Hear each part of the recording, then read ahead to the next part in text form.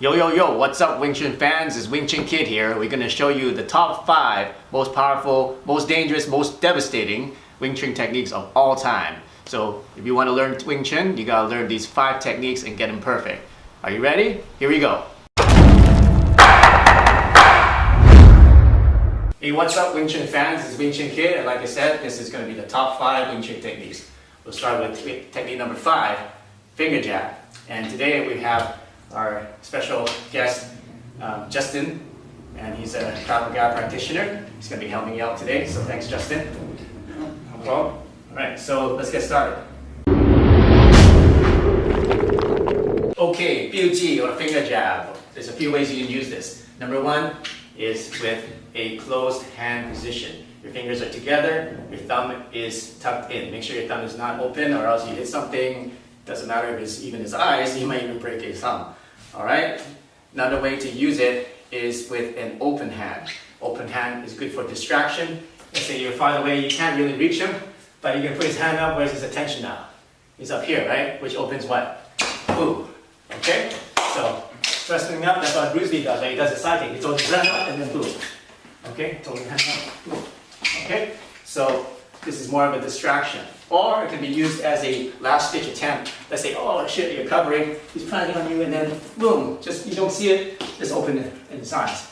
And then that'll stun him enough so that you can get away, or you can get back into a offensive position.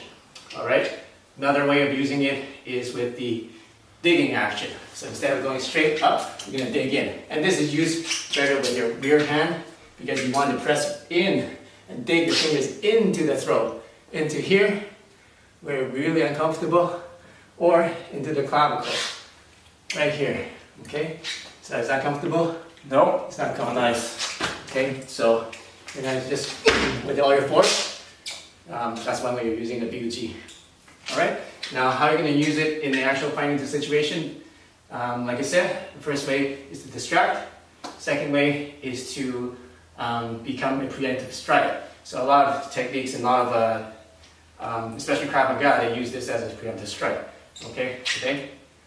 Sometimes? Yeah, I'd say so. Okay, so preemptive means you want to hit it before it hits you. Why do we use this? Because this is the longest distance. This has the longer reach in your body other than the kick.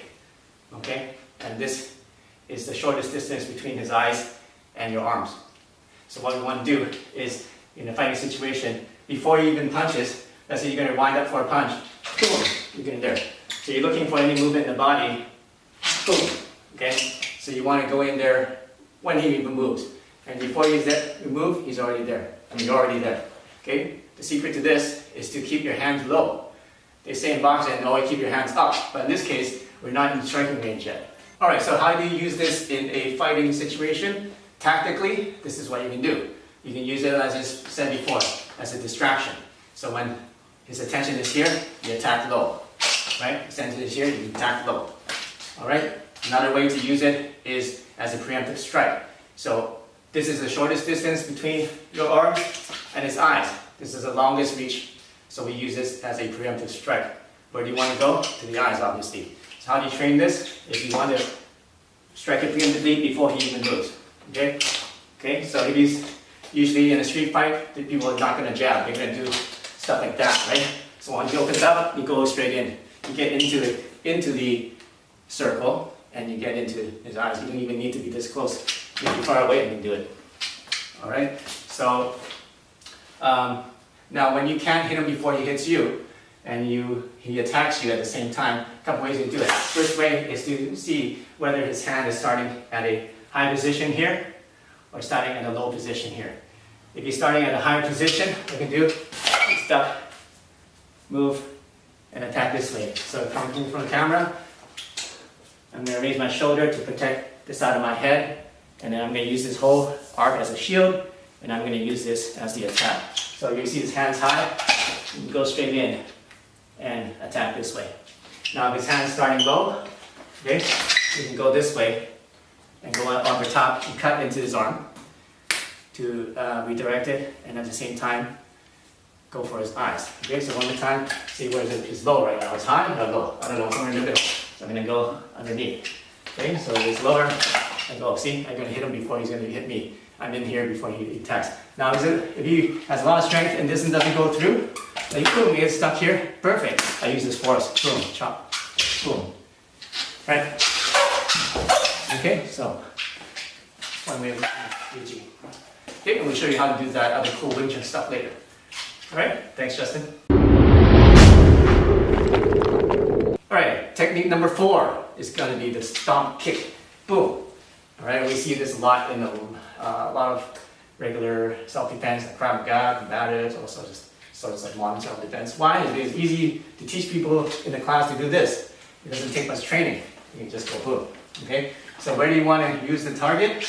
I mean, use the striking. Ideal place would be the knee, because if he's in a fighting position, where's the closest place I can stop? It's kind of hard to reach the feet, right? It's kind of hard to reach the groin, right? The closest place would be clean. You see, I can reach it easily, right? So one place is to do it is the knee. You want to use your back leg, because usually if you use your front leg, it's not much force, especially if he's coming towards you.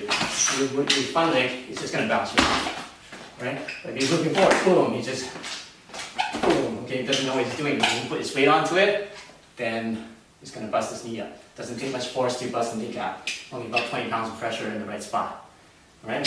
So you're directly in front of him. Remember, in number 5, use this, distraction, boom, knee, all right? So that's the first target. Another target you can do, if you're closer, you can't reach the knee, it's a little bit too close, right? So just boom, just lift it up, like this, and use your heel on the groin, okay? So that's another target, especially too close, you can't reach it, this is too close, right? So just reach up, like that. So let's say you're in this position, it's very hard for him to reach me with his hands, so you see, punch, right? Punch, punch. So you can't really reach me, okay? But if he kicks, especially with his rear leg, see, he can reach me easily. So I know that the only attack he can do right now, you know, without moving his feet, without stepping in, is with the kick. Okay, so what do I do? I'm going to, let's switch these for now. Switch these. Yeah, so you kick. I'm going to put my foot there and just lift it in this position, just like in the Wing Chun form. Make sure it's not like this, because then his feet can easily slide like this. Now it has more area, so you can stop more coming. And at least you stop him from kicking you, right? It blocks his kick. All right, and from there, you block his kick. You can momentum, come out, boom. Elbows, elbows, if you're that close, right? And that's what you can do with a stop kick. Now, if you're in a really close position, you can use this as a, okay? Use this as a quick flick kick, right? So you're not using power, you're just using speed and flicking motion just to distract the guy, just to stun him for a second, so you can launch other attacks. All right, so that's the time gut, the stomp kick. Hey, I bet you liked the last 3 videos. Are you ready for technique number 2? All right, let's go. You're gonna do the kap down, or the elbow strike. And this is from the 3rd form in Wing Chun, BUG. And how we're gonna use it? We're gonna use it like this. So, let's say that I'm fighting someone that is trained in boxing.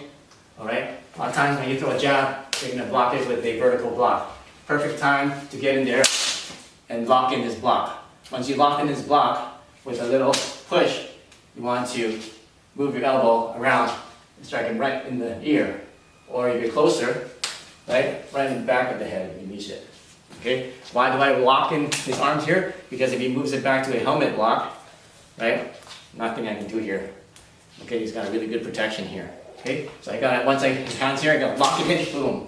Once I lock him for a second, I pull it back, push, pull, elbow. Okay? So that's when I'm going to use it, to do it. I can do it from this side, push, pull, elbow. Now I've got his hands here, perfect place to elbow, right across the jaw, or right behind the ear here, it really hurts. Nice soft spot there. Okay? Now, let's say he's really good, he's got really good reflexes, boom, he moves back. That's okay, because in the kap down, it's kap down, right? We sink at the end. So he moves back, boom, sink, I still got his chest. Alright, we got enough momentum, let's go this way, boom, Oh, this way, I go this way, you move back. I go boom. Okay? So that's not comfortable, especially around the sternum. Okay? Ideally, you want to go boom, boom, it moves back. Again. Okay? Sink right into the sternum. Okay? It's not a knockout blow, but at least you got something. Instead of missing, you got something, right? Okay, another way of using the cup sound is like this. So let's say punch, got his arm, good, boom, right here, behind the elbow, turn around this way.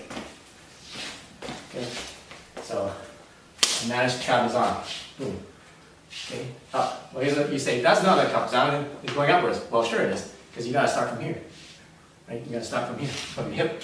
So from the hip, this way. Okay, you want to go about 3 fingers behind the elbow joint. That's where it's the most painful. And right there. Okay, now what you can do is move it up, then move it down. Okay, just turn them out. Right? So that's, and then another way of using it is, let's say that you can't go up, so you go down. Switch grip and elbow right into his arm. Especially if he's got a weapon, right? Let's say he's got a knife.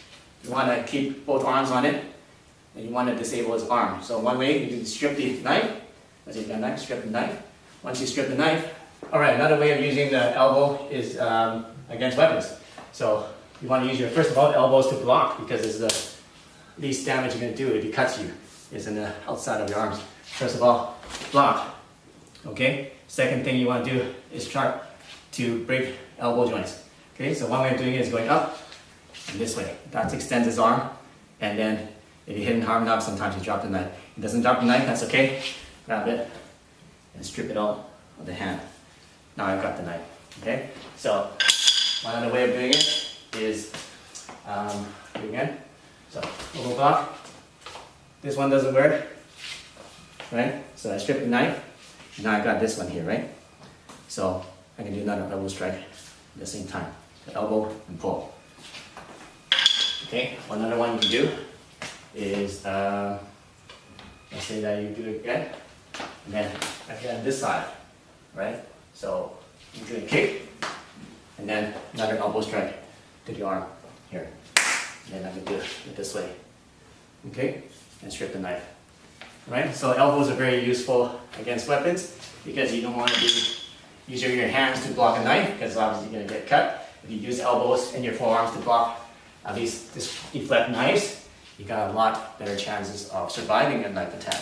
And it's really useful for breaking elbows, especially if you got this position, boom, right in the elbows. Okay, especially if he's holding tight, you can't strip it, you want to loosen up the arm, boom, right in the elbow joint there. Alright, so that's some ways you can use the kaptao. Hey, as promised, we got the #1 technique in Wing Chun that I like, is the chain punch or the straight punch. How do you use it? Well, in a fighting situation, you just want to go and blast it in there. Alright, that's one of the only ways you can use a straight chain punch. Why? It's because if you stand still, he's just going to move back, right? And look, he can punch me with his long punch, and I got this short punch, which is useless in a long distance. The only way you can use this is if you close in. So you punch in, shield, and then punch like that. Okay? So what you want to do is you see attack coming, holy shit, shield, punch, punch, punch, punch, get in close. Okay? That's what you want to do. Okay? So full speed would be like this, you're attacking, right? Okay? You don't want to finish the guy with a chain punch. What you use a chain punch for is just to get him to block and get on a defensive mindset, right? Okay, I'm just laughing, right? But, you know, a little bit distracting, isn't it? Yeah, it is. Okay, now I'm just laughing, but imagine I'm punching him. I mean, it's his arms, but it's still going to hurt a little bit, right? Right? Yeah. Okay, so let's get punching that fast, like that. He's not going to be thinking about other areas of his body that are open, right? So do it for 1 or 2 seconds. Okay? So you don't want to train punch into the guy, because that's exactly what happened. Train punch in the guy, boom, you just run into a fist. Right? So what do? You block. Then once you pass this one, now you're in the Wing Chun ideal distance, right here. this is when you do the blast. Okay, notice the circle. Okay, because at the same time I'm punching, I'm also blocking this hand from coming up again. Right? Okay, notice if I do that, you can kind of go out around, but that's okay. If it goes around, I'm going straight. I'm going straight. Okay, so that's how you use the chain punch. Alright, as a distraction and as a way to dominate the fight. Hey man, thanks for watching this video. Thanks Justin for helping me out in this video. Yep, anytime. Yeah. And if you like this video, then subscribe if you haven't already to this channel. We're going to come up with new stuff regularly, and we're open to suggestions and questions and FAQs. So send them my way, and make sure you comment, like, or subscribe. And if you're serious about learning Wing Chun, make sure you take my course and check it out. So see you soon.